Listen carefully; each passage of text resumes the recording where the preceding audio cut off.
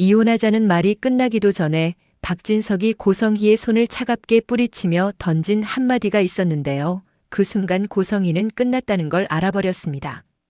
고성희는 집에서 쫓겨난 채로도 끝까지 스스로를 박진석의 아내라고 믿고 있었어요. 신발도 제대로 못 신은 발로 대리석 바닥을 밟던 감각이 아직도 발목에 남아있는데 그 와중에 고성희는 머릿속 계산을 먼저 했습니다. 금고가 비었다.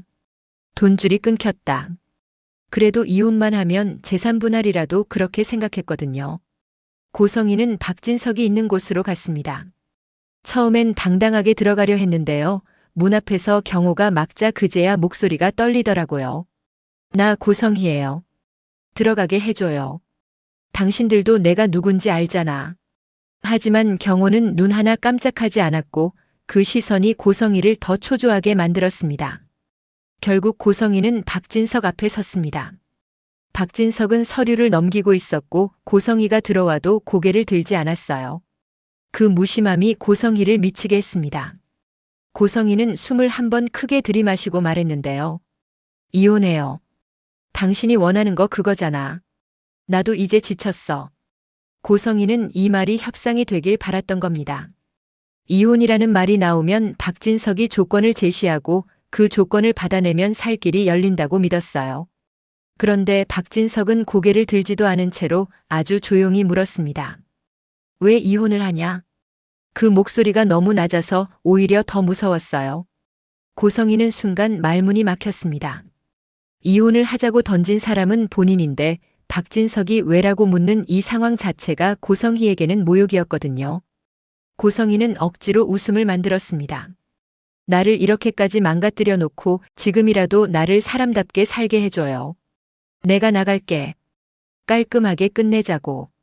고성희는 깔끔하게라는 단어에 희망을 걸었습니다. 하지만 박진석은 그 희망이 가장 싫은 사람처럼 아주 정확히 그 단어를 짓밟았어요. 깔끔하게? 너는 지금까지 깔끔했던 적이 있냐? 고성희는 얼굴이 새파래지며 박진석에게 달려들었습니다. 나 때문에 당신도 얻은 게 있잖아. 내가 아니었으면 당신이 그 자리까지 갈 수 있었어? 고성희는 스스로도 믿고 싶지 않은 말을 내뱉었는데요. 그 순간 박진석의 눈빛이 처음으로 크게 흔들렸습니다. 그 흔들림이 분노였다는 걸 고성희가 너무 늦게 깨달았어요. 박진석은 서류철을 탁 내려놓고 고성희를 똑바로 봤습니다. 내가 너한테 준 게 뭔지 알아? 너한테 준 건 돈이 아니라 시간이야. 내가 내 죄를 더 키울 시간. 박진석은 그렇게 말하고는 책상 서랍에서 얇은 파일 하나를 꺼냈습니다. 고성희가 우진을 쫓으며 사람을 붙이고 돈을 빼돌리고 누군가를 협박하던 정황들. 고성희가 내가 들키지 않았다고 믿었던 것들이 종이 몇 장으로 정리돼 있었습니다. 고성희는 그 파일을 보는 순간 숨이 막혔고 목이 바짝 말랐습니다. 그거 누구야? 누가 당신한테 고성희가 겨우 말을 잇자 박진석은 아주 단호하게 끊었습니다. 누가 아니라 내가 내 아들 박성재를 건드린 순간부터 나는 너를 아내로 안 봤어. 고성희의 눈동자가 흔들렸습니다. 성재라는 이름이 나오면 박진석이 흔들릴 거라고 생각했는데요. 박진석은 오히려 그 이름을 칼처럼 썼어요. 고성희는 마지막 카드처럼 울면서 매달렸습니다. 나도 무서웠어.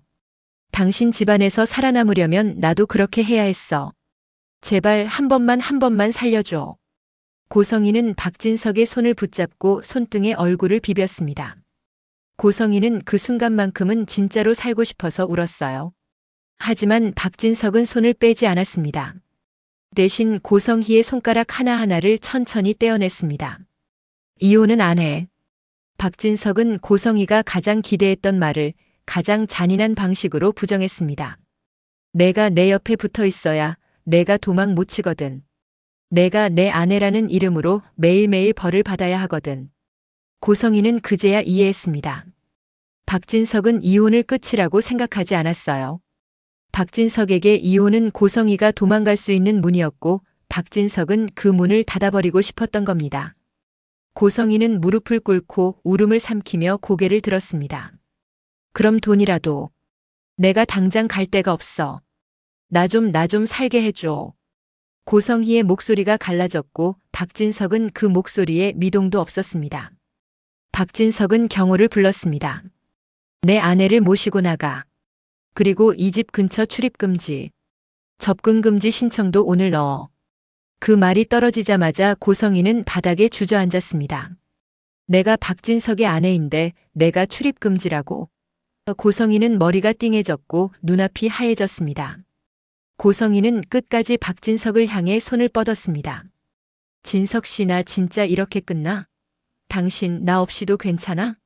고성희는 마지막까지 상대의 약점을 찾으려 했는데요. 박진석은 아주 차분하게 대답했습니다.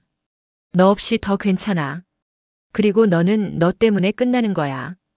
그 말은 위로도 아니고 협박도 아니고 그냥 판결 같았습니다.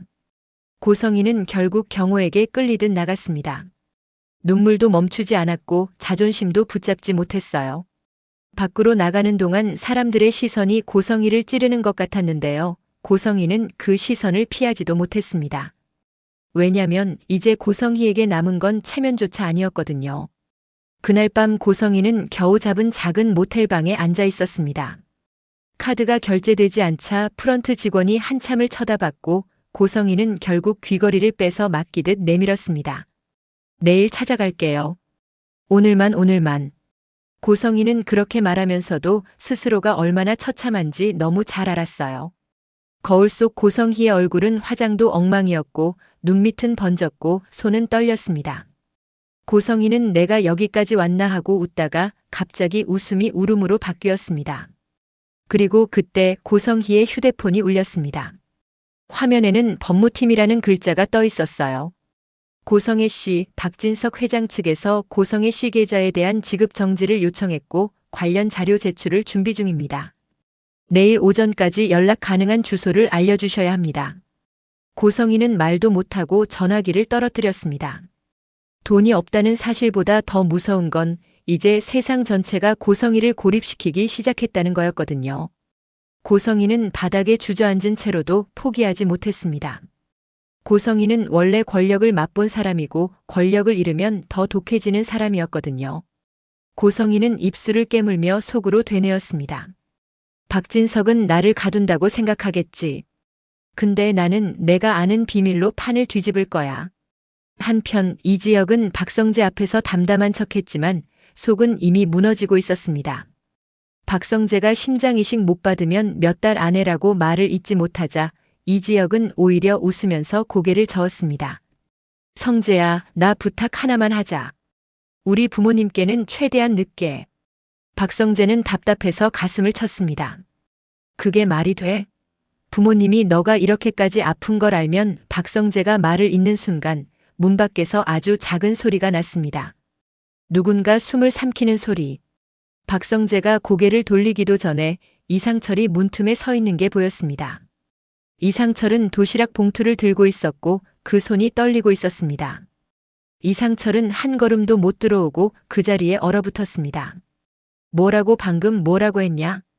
이상철의 목소리는 화가 난 것도 울고 있는 것도 아닌데요. 그게 더 무서웠습니다. 이지혁은 순간 숨이 막혔고 들켰다는 생각이 먼저 들었습니다. 박성재는 입술을 깨물며 고개를 숙였고요.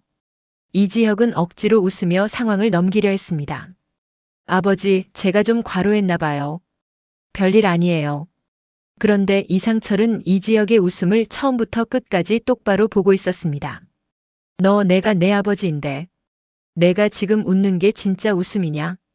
이상철은 그렇게 말하면서 도시락 봉투를 내려놓고 이지혁의 얼굴을 만져보려고 손을 뻗었습니다. 그 손이 닿기 직전에 이지혁이 뒤로 물러났고 그 순간 이상철의 눈빛이 무너졌습니다. 김다정은 그날 저녁 이상철의 연락을 받고 허둥지둥 사무실로 달려왔습니다. 김다정이 문을 열자마자 본 건 아무 말도 못하고 앉아있는 이상철과 괜히 서류를 뒤적이고 있는 이지혁이었습니다. 김다정은 그 분위기만으로도 알아차렸어요. 우리 아들 큰일이구나. 엄마는 그렇게 직감이 빠르더라고요. 김다정은 이지혁의 손을 꽉 잡았습니다. 지혁아, 엄마한테는 거짓말하지 마. 어디가 아픈데? 이지혁은 눈을 피했습니다. 그 눈피함이 김다정을 더 무너뜨렸습니다. 김다정은 웃으면서도 울었어요. 내가 내 엄마인데 나는 내가 아픈 것도 모르게 살았어? 그날 밤 김다정은 결국 친정으로 향했습니다. 김다정의 아버지 김장수는 늦은 시간에도 불을 켜두고 앉아 있었는데요.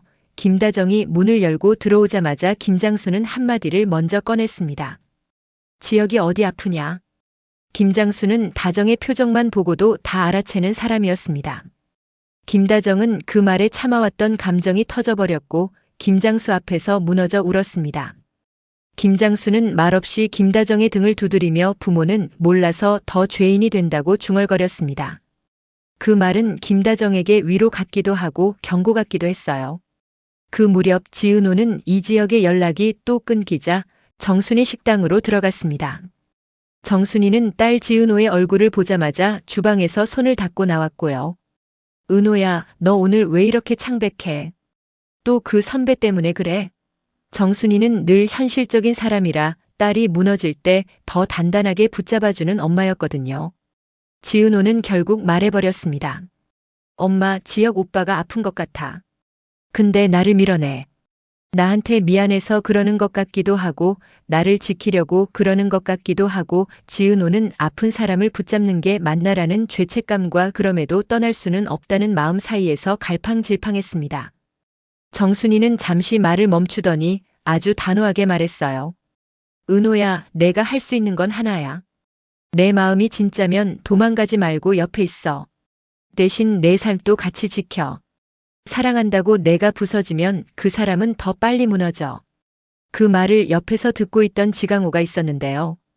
지강호는 늘 노력 부족하다는 소리를 듣는 동생이라 이런 집안 분위기에서 더 작아지는 사람이었죠. 지강호는 괜히 젓가락질만 하다가 불쑥 물었습니다. 누나, 그 사람 그렇게 대단해? 지강호는 질투인지 걱정인지 모를 눈빛으로 지은호를 봤습니다. 지은호는 지강호가 왜 그런 말을 하는지 알면서도 오늘만큼은 참지 못했습니다. 강호야, 지금 그게 중요해? 지금은 사람이 지은호가 끝까지 말을 잇지 못하자 지강호는 더 불편해졌습니다. 지강호의 자격지심은 늘 이런 틈에서 튀어나오거든요. 바로 그때 식당 밖에서 낯선 그림자가 잠깐 스쳤습니다. 정순이는 문을 닫으러 나가며 힐끔 봤는데 그 사람은 모자를 푹 눌러쓴 채 사라졌습니다. 지은호는 그 순간 묘하게 등골이 서늘해졌습니다. 누가 우리를 보고 있었지? 지은호는 스스로를 진정시키려 했지만 마음은 이미 불안 쪽으로 기울기 시작했습니다. 한편 박성재는 이 지역의 집에서 나오는 길에 마침 이수빈과 마주쳤습니다. 박성재의 얼굴이 눈물로 젖어 있는 걸 보고 발걸음이 멈췄습니다. 이수빈은 속으로 지역 오빠한테 무슨 일이 생겼구나 하고 느꼈습니다. 이수빈은 다가가서 묻고 싶었지만 박성재가 고개를 숙인 채 수빈아, 나중에라고 말하는 순간 이수빈의 마음이 먼저 싸늘해졌습니다. 나중이라는 말은 늘 늦게 오니까요. 이수빈은 곧장 이지환에게 전화를 걸었습니다. 이지환은 박영나의 운전기사이자 보디가드로 일하면서도 여전히 형 이지역 가족을 살피는 사람이었어요. 오빠, 성재 오빠가 울었어. 지역 오빠 집에서 나왔는데 그게 정상 같아? 이수빈의 목소리가 떨리자 이지환도 답이 바로 나오지 않았습니다. 이지환은 마음속으로 박영나를 떠올렸습니다. 박영나는 박성재를 누구보다 걱정했고 박성재가 흔들리면 박영나도 흔들릴 테니까요. 박영나는 그날 밤 그림을 그리다 말고 손을 멈췄습니다. 박성재에게서 온 메시지 하나 때문이었어요. 영나야, 나 지금 무너질 것 같아. 박영나는 그 짧은 문장에서 박성재의 한계를 읽었습니다. 박영나는 바로 답장을 보냈습니다. 성재 오빠 혼자 무너지지 마.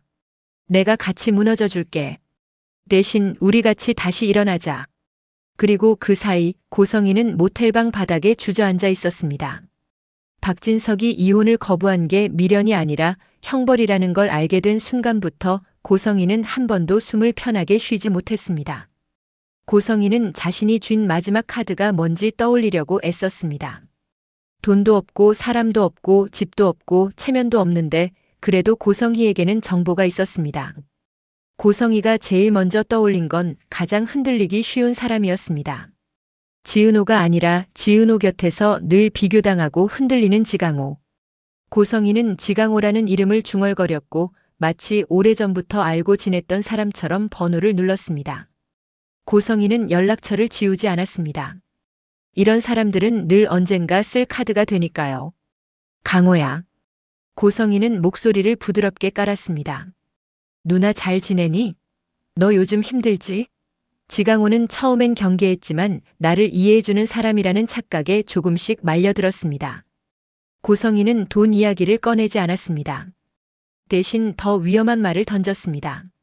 너 내 누나 지은호가 가진 걸 부러워하지? 근데 그거 내가 뺏을 수 있는 방법이 있어. 내가 내 인생 한 번만 제대로 뒤집으면. 지강호의 호흡이 흔들렸습니다. 고성희는 그 흔들림을 놓치지 않았습니다. 고성희는 지은호의 약점이 사랑이고 지강호의 약점이 열등감이라는 걸 정확히 알고 있었습니다. 고성희는 속으로 생각했어요. 박진석이 나를 벌주고 싶어? 좋아. 그럼 나는 박진석이 제일 싫어하는 방식으로 조용히 사람을 무너뜨릴 거야. 그렇게 박진석은 고성희를 가둔다고 생각했지만 고성희는 갇힌 방 안에서 더 위험한 칼을 갈기 시작했습니다. 그리고 이지혁은 가족을 지키려고 숨겼던 진실이 결국 가족을 더 아프게 만들기 시작했는데요. 누구도 아직 진짜 끝이 어디인지 몰랐습니다. 다만 분명한 건 하나였어요. 다음 날 아침 누군가는 무너지고 누군가는 선택을 하고 누군가는 돌이킬 수 없는 말을 해버릴 겁니다.